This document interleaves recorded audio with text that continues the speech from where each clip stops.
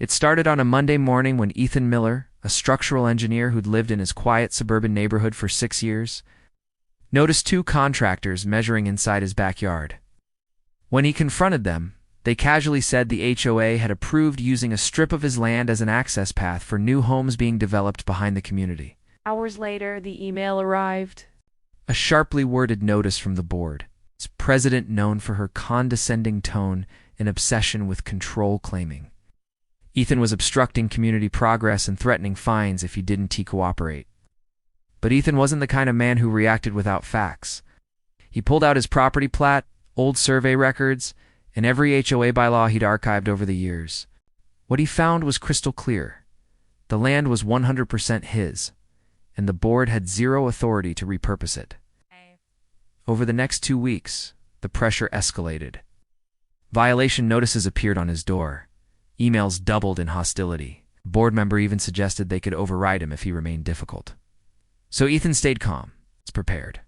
He hired a licensed surveyor to reconfirm his property boundaries. He installed cameras that captured contractors repeatedly trespassing at the board's direction. He compiled every threatening email, every notice, every timestamp. Flawless timeline of abuse of power. When the HOA announced a special meeting to finalize land adjustments, Ethan knew the moment had come. The room was packed, neighbors murmured. Some confused, some already suspecting foul play. The board opened with a rehearsed speech about community enhancement.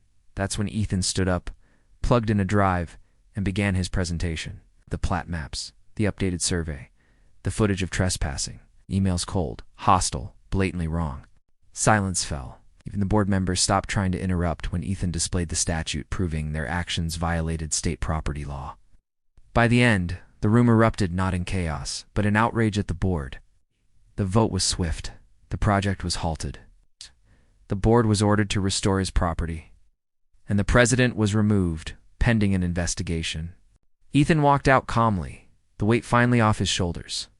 Sometimes justice isn't loud. Sometimes it's patient, precise, and delivered at the perfect moment.